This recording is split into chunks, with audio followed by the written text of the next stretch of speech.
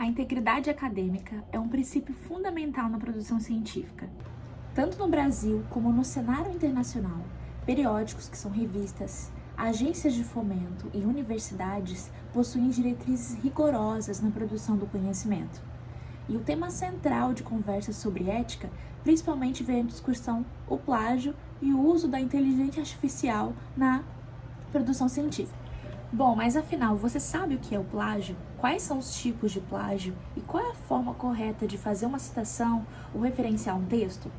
E o uso da inteligência artificial, será que é mesmo proibido ou é ilegal utilizar na minha produção científica?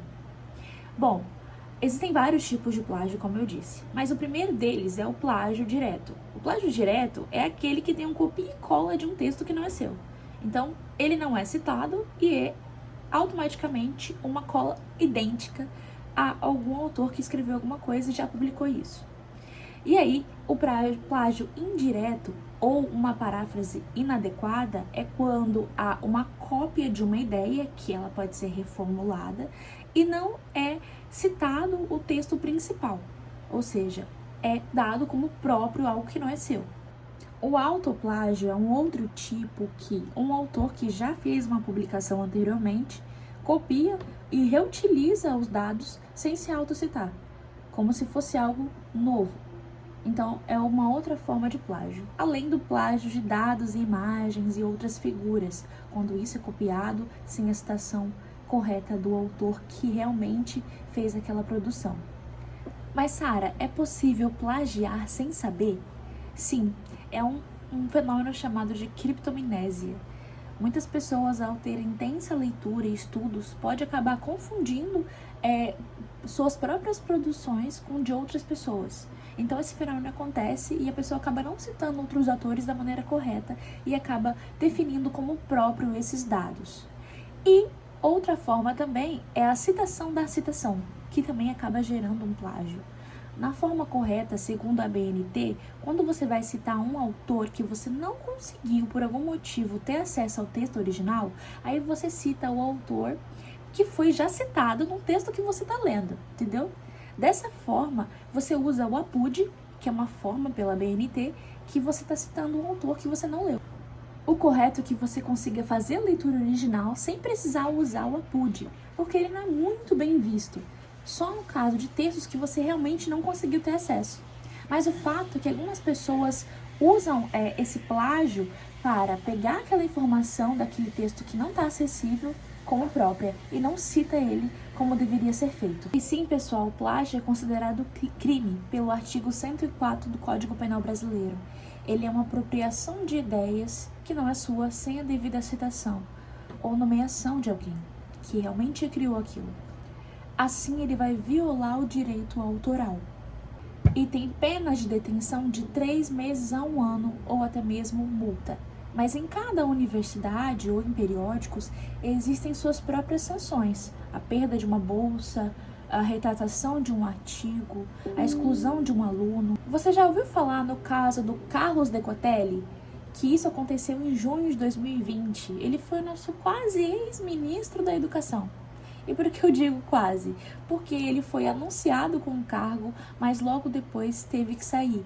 E isso aconteceu porque descobriram inúmeras farsas no seu currículo. Olha só, primeiro, textos plagiados na sua dissertação de mestrado. Aparentemente, tinham cópias idênticas de outros textos. Além disso, tinha um questionamento sobre se ele realmente fez um pós-doutorado na Alemanha.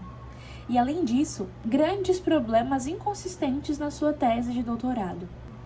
Ou seja, quais foram as consequências? Ele acabou não tomando posse do seu cargo, ele foi cassado o seu diploma. Esse episódio gerou um grande debate sobre ética acadêmica no Brasil. Tá bom, eu reclamei bastante sobre a ética, principalmente na ciência brasileira. Mas afinal, o que se deve fazer na prática? Qual é o correto? Vamos fazer então um checklist da forma correta de citar ou referenciar alguém. Bom, primeiro é você citar corretamente e com ética conceitual a sua referência. Então, você não faz um copia e cola, você deve estudar o tema, pegar um dado ou uma ideia, daquele próprio autor, não de outro autor que ele está citando, e você deve parafrasear corretamente aquele tema e citar o autor.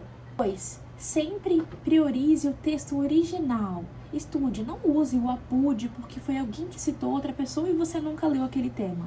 E 3. Se houver algum uso de inteligência artificial, sempre precisa ser declarado. Mas afinal, como é que utiliza a inteligência artificial? Será que eu posso simplesmente pegar o texto da IA e definir como meu? Será que eu tenho que falar que eu estou usando, mas eu posso usar de qualquer jeito? Como que isso é feito? Sim, a IA ela pode ser utilizada na academia, só que apenas como organizador de ideias ou até mesmo uma revisão, desde que tenha uma supervisão humana. Então, pegar as ideias da IA que ela retira de qualquer site da internet não é correto. Deve ser sempre feito para um auxílio, mas nunca para uma apropriação de ideia que não é sua. É inadequado gerar dados e informações da IA e definir como própria. Então, sempre é necessário utilizar como uma ferramenta de auxílio e sempre definir que ela foi utilizada. Bom, você que está escrevendo o seu TCC, sua monografia, seu projeto de mestrado ou doutorado, deve assumir integral responsabilidade pelo que você está escrevendo e pelo conteúdo que você está produzindo ali. A nossa integridade envolve respeito à autoria metodológica por tudo que está sendo produzido e o uso responsável de tecnologia para uma ciência de qualidade. Obrigada, tchau, tchau.